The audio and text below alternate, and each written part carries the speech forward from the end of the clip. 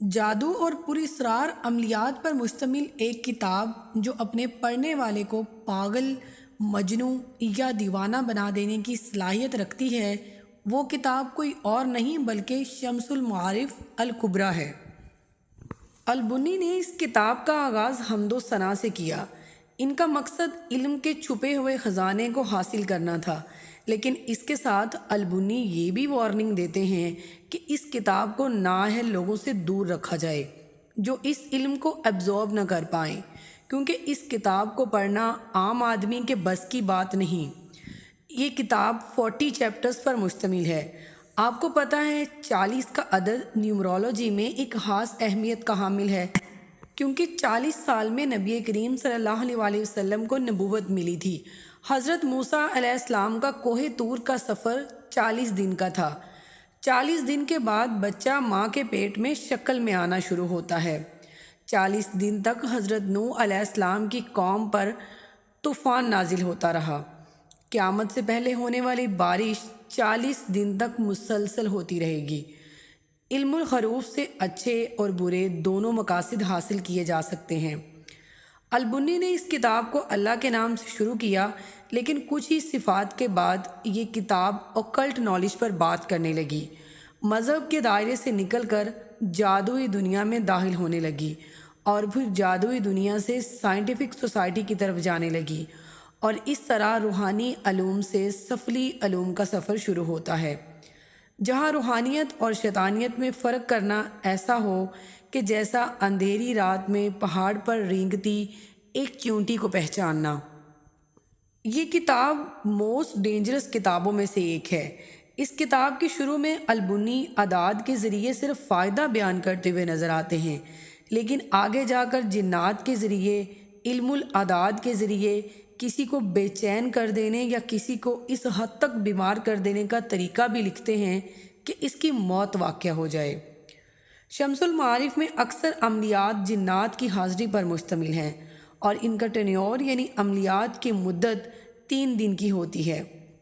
اس کتاب میں علم نجوم، علم فلکیات، تعویذ، طلسم اور عملیات کو الگ الگ چیپٹرز میں رکھا گیا ہے۔ جیسے جیسے پڑھنے والا اس کتاب کو پڑھتا جاتا ہے، ویسے ویسے جادوئی دنیا کی گہرائیوں میں پہنچتا جاتا ہے۔ مثلاً روحوں اور فرشتوں کو کیسے بلایا جائے، فال اور پریڈکشن کے لیے اس کتاب کا کیسے استعمال کیا جائے۔ البنی کی وفات کے بعد اس کتاب میں بہت ساری تبدیلیاں کر دی گئی ہیں، اور آج بازار میں ملنے والی شمس المعارف الکبریٰ میں بہت ساری تبدیلیاں ہو چکی ہیں۔ یہ وہ کتاب نہیں ہے جسے البنی نے لکھا تھا۔ اب بھی اس کتاب میں موجود علوم اور کالے علم کو آسانی سے نہیں سمجھا جا سکتا، اور اگر کوئی کوشش کرتا ہے تو وہ پاگل پن، مرگی یا جنون کا شکار ہو جایا کرتا ہے۔ یہی وجہ ہے کہ آج سعودیہ اور دوسرے کئی مسلم ممالک میں اس کتاب کو بین کر دیا گیا ہے۔ بہت سارے علماء اکرام البنی کی اس کتاب کو غیر اسلامی قرار دیتے ہیں، کیونکہ اس کتاب میں یہودی قبالہ جادو، مسیحی باطنی جادو اور سلیمانی جادو کے نقش اور عملیات کا استعمال ہے۔ البنی کے اس علم کو کئی لوگوں نے سیکھنے کی کوشش کی اور ان عملیات پر عبور حاصل کرنا چاہا، لیکن ان لوگوں کے ساتھ عجیب و غریب حادثات پیش آئے، جس کی ایک مثال الحسین الفلکی کی ہے۔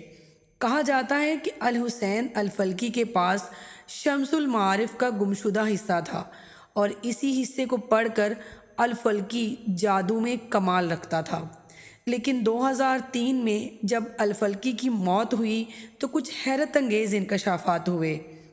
الفلکی کی پوسٹ مارٹم رپورٹ کے مطابق یہ پتہ چلا کہ اس کے جسم کے مختلف حصوں کو تکلیف دی گئی ہے، اور اس کے جسم کے بیشتر حصے ٹوٹ پھوٹ گئے تھے، اور اس کی ہڈیاں ٹوٹ پھوٹ کا شکار تھیں، اور کہا یہ جاتا ہے کہ اس کی موت جنات کے ہاتھوں ہوئی تھی۔